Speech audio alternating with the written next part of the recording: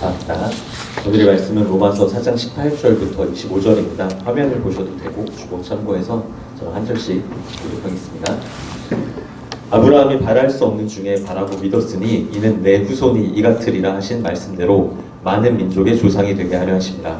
그가 백살이나 되어 자기 몸이 죽은 것 같고 사라의 태가 죽은 것 같음을 알고도 믿음이 약하여지지 아니하고 믿음이 없어 하나님의 약속을 의심하지 않고 믿음으로 견고하여져서 하나님께 영광을 돌리며 약속하신 그것을 또한 능히 이루실 줄을 확신하였으니 그러므로 그것이 그에게 의로 여겨졌느니라. 그에게 의로 여겨졌다 기록된 것은 아브라함만 위한 것이 아니요 의로 여기심을 받을 우리도 위함이니 곧 예수 우리 주를 죽은 자 가운데서 살리신 이를 믿는 자니라. 예수는 우리가 범죄한 것 때문에 내줌이 되고 또한 우리를 의롭다 하시기 위하여 살아나셨느니라. 아멘. 아브라함의 믿음의 본질이라는 제목으로 이 목사님 말씀 전해주시겠습니다.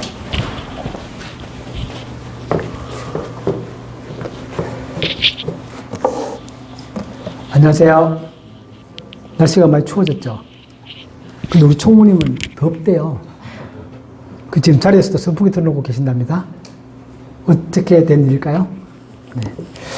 자, 우리 지금 로마서 계속 보고 있는데요. 우리의 그 믿음이라는 것은, 즉 우리의 신앙이라는 것은 내가 하나님을 위하여 무엇을 하기 이전에 하나님께서 나에게 무엇을 주셨는가라는 것들을 잘 이해하고 잘 받아들이는 것입니다. 성경은 이런 목적으로 기록이 된 거죠. 성경은 계속 하는 얘기가 하나님께서 내가 너희들에게 무엇을 주었는가를 잘 이해하고 잘 깨닫고 그것을 가슴 가운데 깊이 받아들이는 것이 가장 중요하다 그렇게 말합니다. 하나님은 여러분들께 무엇을 주셨어요? 이 시간 잠깐 한번 생각 한번 해보시죠. 하나님은 나에게 무엇을 주셨는가?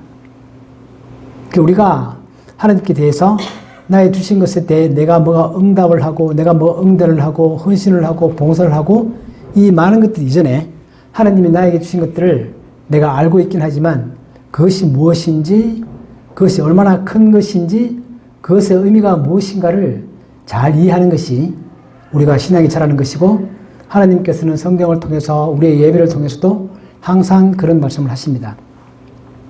오늘 우리가 지금 보고 있는 로마서 본문은 이런 거죠. 그 아브라함이 의로 인침을 받았다. 다시 말하면 아브라함이 믿음으로 의롭다고 되었다라는 그 이야기를 하면서 바울이 아브라함의 예를 듭니다. 그러면서 아브라함 우리 모두의 조상이고 아브라함이 하나님을 믿었던 것처럼 우리도 그렇게 믿게 되면 우리도 그렇게 믿는다는 것이 그런 것이 믿음의 본질이다 그렇게 말합니다. 자, 하나님은 아브라함에게 어떤 약속을 하셨을까요? 하나님은 아브라함에게 어마무지한 약속을 하셨습니다. 하나님은 아브라함에게 세상의 상속자가 되게 하겠다 그런 말씀하셨습니다. 우리를 보고 있는 로마서 4장 13절을 보면 아브라함이나 그 후손에게 세상의 상속자가 되리라고 하신 언약, 하나님은 이런 약속을 주신 거죠. 하나님은 이런 약속을 아브라함에게 주셨고 그 아브라함을 따라가는 후손들에게도 세상의 상속자가 되겠다라는 약속을 주셨습니다. 여기에는 우리도 포함되는 거죠. 여러분들은 세상의 상속자이십니다. 나는 우리 아버지가 흙수저라 물려준 게 아무것도 없고 또 어떤 사람은 우리 아버지가 금수저라 내가 적어도 한 10억 정도의 재산은 내가 물려받기도 하고 그게 상속자죠. 하나님은 우리들에게 너희들은 이 세상의 상속자다 그렇게 말합니다. 이게 무슨 말이죠? 그 하나님께서 아브라함에게 내가 너를 세상의 상속자로 삼겠다라고 할 때 그 내용을 보면 성경을 찾아보면 세 가지 내용들이 있습니다. 제가 써놨던 것처럼 첫 번째 보시면 모든 족속이 아브라함 너로 말미암아서 복을 받는다. 모든 사람들의 복의 근원이 된다. 그리고 두 번째는 너희 자손이 하늘의 별처럼 많을 것이다. 물론 이때 아브라함은 자손이 없었고 아이도 없었죠. 그리고 아이를 낳지도 못했습니다.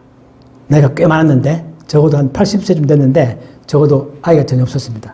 그런데 하나님께서 너희 자손을 하늘의 별처럼 많게 하겠다. 그리고 땅을 너의 소유로 주겠다. 그렇게 말합니다. 우리가 보면 참 좋은 말이죠. 세상의 모든 족속이 나 때문에, 여러분들 때문에, 한 사람 때문에 복을 받는다. 그리고 나의 후손이 엄청 별처럼 많다. 그 후손은 물론 좋은 후손을 말하겠죠. 또 그리고 내가 땅을 몇 평인지는 모르겠지만 좌우지간 땅을 엄청나게 큰 땅을 소유로 갖는다. 하나님 이런 말씀을 하시면서 이것이 내가 너에게 주는 약속이다. 그렇게 말했습니다.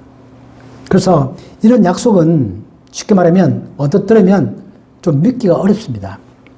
그러니까 우리가 믿음을 간다는 것은 안 믿는 사람들이 볼 때 우리는 믿기 어려운 것을 믿고 있습니다. 하나님도 아브라함이 그 당시에 생각할 때는 너무나 황당하고 너무 거창하고 과연 저 일이 나에게 이루어질까? 라고 생각될 만큼 아주 큰 것을 말하고 있기 때문에 그것이 믿기 어렵습니다. 그건 우리가 생각할 때는 것처럼 내가 주기 쉬운 걸 주는 것은 은혜가 아니죠. 내가 얻기 어려운 것, 내 힘으로는 도저히 얻지 못하는 것을 얻는 게 바로 은혜죠. 그렇습니다. 또 그리고 내가 믿기 쉬운 것은 나에게 어떤 믿음이 필요하지 않습니다.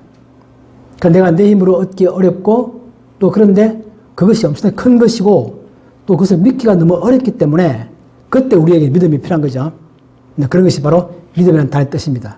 본문을 보시면 우리가 방금 읽었던 거 아브라함은 바랄 수 없는 중에 바라고 믿었다. 제가 노란색 표식만 보시면 그러면서도 그것이 믿음이 또 약해지지 않는다. 또 그리고 하나님의 약속을 의심하지 않는다. 또 그리고 그것을 하나님께서 능히 이루실 것이다. 이런 생각을 가졌다는 거죠. 그러니까 믿음이라는 것은 하나님께서 우리들에게 우리가 이해하기 힘들고 내 손으로 얻기 어려운 것을 주시겠다 그렇게 말할 때 그것을 내가 받아들이는 것입니다. 그것이 믿음이죠. 내가 주님을 위하여 하나님 위해 뭘 하는 게 중요한 게 아니라 하나님이 이미 나에게 주시는 것들을 받아 누리는 게 진짜 믿음입니다. 자, 여러분들에게는 아까 제가 질문했는데 무엇을 주셨습니까? 생각 좀 해보셨습니까? 오늘 집에 가셔가지고 내가 받은 게 뭐지? 한번 리스트 한번 해보십시오. 첫째는 뭐죠? 생명을 받았고 살 수 있는 환경을 내가 받았고 그러면서 성경이 말하고 있는 정말 중요한 것은 우리가 방금 사도신경을 통하여 고백했던 것처럼 내가 나중에 죽을 것이고 죽고 난 다음에 내가 부활할 것이고 영생을 얻게 된다. 이런 것들을 하나님께서 약속하셨죠. 그게 여러분들 믿으세요? 그게 믿기 쉽습니까? 믿기 어렵죠. 거의 부활과 영생 이런 것들은 내 힘으로 얻을 수 없는 것이고 하나님은 우리들에게 그것을 주겠다 그렇게 말씀하시는데 그게 좀 너무 황당하고 좀 말도 안 되는 것 같고 과연 그 일이 나에게 이루어질까 싶을 정도의 그런 것들인데 이게 정말 이루어질 거라고 아브라함처럼 내가 받아들인다. 믿는다. 그러니까 확신한다. 그리고 또 하나님께서 능히 그 일을 할 수 있는 분이다 라는 사실을 내가 믿는 것. 그게 바로 믿음이고 아브라함은 그런 식의 믿음을 가졌고 그게 그분의 믿음의 본질이고 우리도 그러한 믿음을 따라가는 것 그것이 바로 믿음의 본질이다. 그런 얘기를 좀 하고 있습니다. 누가 이런 말을 하고 있는 거죠? 하나님께서 로마서를 통해서 누구에게? 여러분들에게. 봐라 옛날에 봐라 아브라함은 이랬다. 내가 아브라함한테 그렇게 약속을 했고 그 약속 이루어졌냐 안 이루어졌냐 그렇게 말하면서 몇천 년 지나고 난 다음에 우리들에게 그렇게 말하는 거죠. 내가 옛날에 아브라함한테 이렇게 말했고 아브라함은 내 말을 믿었고 실제로 그게 이루어졌지. 그것처럼 내가 너희들에게도 똑같은 약속을 한다. 이거 믿을래 안 믿을래 지금 그러는 것입니다. 그것이 바로 우리의 믿음이죠. 자, 근데 우리가 생각할 때 이렇게 믿기 어려운 것을 주시는 그분의 마음은 도대체 무슨 마음일까? 자, 믿기 어려운 이유는 제가 말했던 것처럼 너무너무 큰 것을 도저히 상상할 수 없는 것을 황당한 것을 거저 주시기 때문이다. 근데 그렇게 주는 마음은 뭐죠? 사랑이죠. 사랑입니다. 여러분 그런 걸 줘 보셨습니까? 남들에게? 내가 누군가에게 그 사람이 얻기 어려운 것을 자기 힘으로 얻기 어려운 것을 내가 주고 줄 때 아무런 마음 없이 대가 없이 조건 없이 그저 준 적이 있으십니까? 우리 부모들이 우리에게 그렇게 주었죠. 우리도 자녀가 태어나면 자녀에게 그런 것을 줍니다. 자녀 말고는 우리 가족들 말고는 또 내가 내 친구들한테는 이만큼은 아니어도 어느 정도 그런 것 좀 주기도 합니다. 그러니까 하나님께서 우리들에게 그런 우리가 얻을 수 없는 놀라운 것들을 아무런 대가 없이 너는 내 약속을 믿으면 주겠다 이렇게 말할 때 주는 그 마음의 배경에는 뭐가 깔려 있는 거죠? 사랑이 깔려 있는 것입니다. 그러니까 사랑 말고는 아무 다른 단어도 그것을 설명할 수가 없는 거죠. 왜 하나님이 왜 그런 행동을 하시지? 라는 것입니다. 우리가 이 땅에 살아가면서 우리 이 땅의 삶이라는 것이 힘들죠. 힘들고 하나님께서 우리들에게 삶을 살아라 그렇게 말씀하시면서 우리의 환경은 결코 만만하지가 않습니다. 근데 우리는 그 만만하지 않은 환경 가운데서 하나님께서 이 모든 것들을 해결해 주시고 한 번에 다 해결해 주시고 나로 하여금 좀 편안하게 살게 해주시면 안 되나? 이런 생각 참 많이 하시죠? 이런 생각 안 하세요? 누구나도 이런 생각 참 많이 합니다. 왜 하나님은 내가 기도할 때마다 그냥 적시적시 응답해 주시고 내 모든 문제를 당연히 풀 수 있는 능력을 가지고 계시고 또 나를 사랑한다며 그런데 왜 그런 문제들을 쉽게 안 풀어주시는 것이지? 그 생각 참 많이 들죠. 근데 하나님께서는 우리들 하여금 이 땅에서 적어도 70년, 80년, 100년 정도의 삶을 살도록 하셨고 그 삶 가운데서 우리가 배우는 게 뭐냐? 우리가 배우는 것은 바로 사랑입니다. 그죠? 어떻게 하면 내가 남들에게 이만큼은 아니어도 하나님만큼은 아니어도 적어도 내가 내 자녀 키우듯이 내가 내 자녀를 사랑하듯이 내가 내 가족을 사랑하듯이 그런 마음을 가지고 누군가에게 아무런 조건 없이 사랑할 수 있는 힘을 키우는 것. 우리 이 땅에서 삶이라는 것은 내가 무엇을 성취하는 것도 아니고 그 아무것도 아니면서 단지 이 땅에서 하나님 나에게 원하시는 것은 어떻게 보면 인격의 수련이다. 그렇게 볼 수 있는 거죠.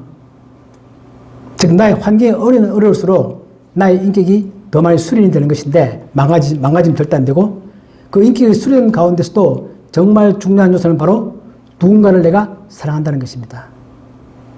그 사랑하는 능력을 내가 배우는 것입니다. 누군가를 사랑한다는 것은 쉬운 게 아니죠. 여러분 사랑해 보셨겠지만 사랑 결코 쉽지 않습니다. 어렵고 조건도 복잡하고 잘 안 되고 화도 많이 나고 막 그렇습니다. 근데 그런 것들을 내가 이 땅에 살아가면서 그 사랑할 수 있는 능력을 배워가는 것, 키워가는 것 그것이 바로 우리 이 땅에서 살아가야 되는 유일한 목적이죠. 그렇다고 해서 우리 이 땅에서 내가 해야 될 일들을 무시한다 그런 의미가 절대 아니고 나는 일도 하고 돈도 벌고 성취도 하고 공부도 하고 사업도 하고 많은 것들을 하면서 그 자체가 절대적인 것이 아니라 그 모든 과정 가운데서 내가 어떻게 내 이웃들을 배려하고 이해해주고 나도 이해받고 사랑을 하고 사랑을 받고 그런 과정을 거치는 것 그것이 바로 우리가 이 땅에 살아가는 이유죠. 그럴 때 우리는 누구를 이해하게 된다? 하나님을 이해하게 된다. 내가 자녀를 키울 때 우리 부모의 마음을 조금 이해하는 것처럼 내가 남을 사랑해보고 사랑받을 때 우리는 하나님의 마음을 이해하게 된다는 뜻입니다. 그래서 아까 제가 말했던 것처럼 우리 역시 아브라함처럼 세상의 상속자입니다. 이 말씀은 성경에 많이 나옵니다. 생각보다도. 이 최초의 하나님께서 인간을 창조한 목적이죠. 우리 창세기 1장에 보면 생육하고 번성하여 땅에 충만하라. 땅을 정복해라. 바다의 물고기와 하늘의 새와 땅에 움직이는 모든 생물을 다스리라. 즉 다시 말하면 하나님은 아담을 창조하시고 이 세상 모든 것들을 내가 너에게 주겠다는 뜻입니다. 이게 상속이죠. 그리고 에베소서 3장 6절에 보면 이렇게 말합니다. 이는 이방인들이 복음으로 말미암아 그리스도 예수 안에서 함께 뭐가 된다? 함께 상속자가 된다. 그들은 복음을 통하여 예수 그리스도를 믿고 아브라함의 믿음을 따라가면서 세상의 상속자가 된다. 로마서 8장 나중에 우리가 보겠지만 8장 17절에 보면 자녀이면 하나님의 자녀이면 그것은 바로 상속자라는 뜻이다. 여러분들이 하나님의 자녀다라는 뜻은 하나님의 상속자라는 뜻입니다. 그리고 곧 하나님의 상속자요 그리스도와 함께한 상속자다.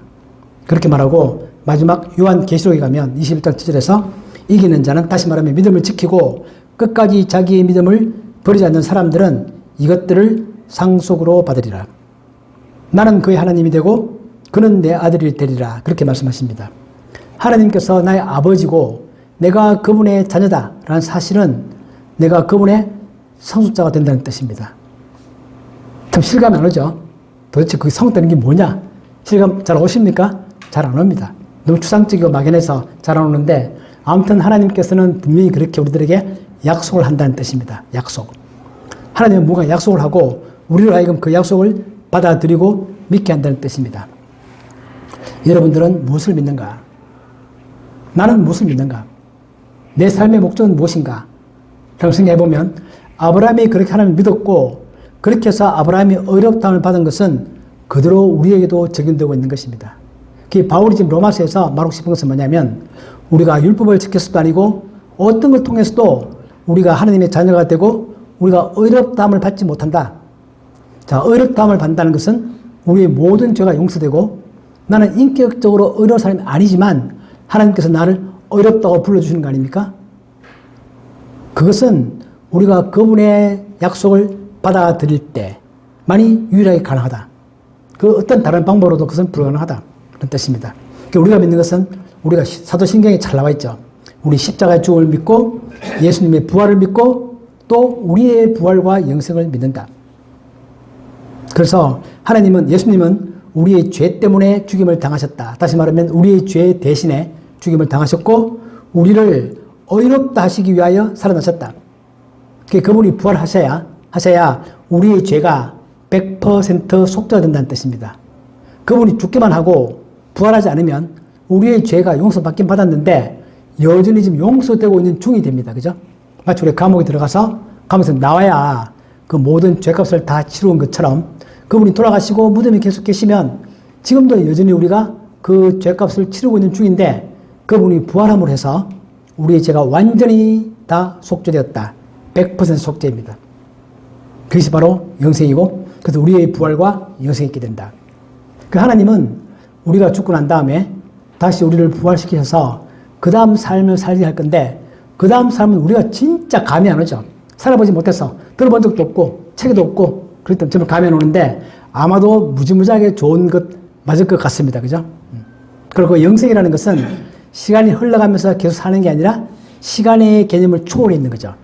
하나님은 과거의 하나님, 현재의 하나님, 미래의 하나님인 것처럼 하나님 자신이 시간에서 초월해 있는 것처럼 우리가 영생한다는 것은 시간의 개념에서 벗어나서 하나님처럼 그렇게 살아갈 건데 뭐 하며 살 거냐? 그건 우리 지금 모르죠. 아무튼 우리가 상상할 수 없는 엄청난 것이 있다. 그런 것이 바로 우리가 믿고 있는 그 내용들입니다. 우리는 이런 데 믿는데 그런 의미에서 아브라함은 믿음의 조상이다. 혈통으로는 그는 유대인만의 조상이죠. 그러나 믿음으로는 모든 믿는 자의 조상이다. 그렇게 우리가 말하고 있죠. 아브라함 이전에 에녹이나 노아나 믿음의 많은 선조들이 있었습니다.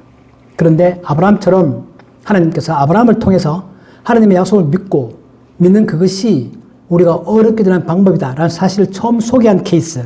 그게 바로 아브라함이기 때문에 그래서 우리는 아브라함을 믿음의 조상이다 그렇게 부릅니다. 아브라함이 첫 믿는 하나님의 백성이었다 그런 말은 아니죠. 그전에도 많은 사람들이 있었습니다.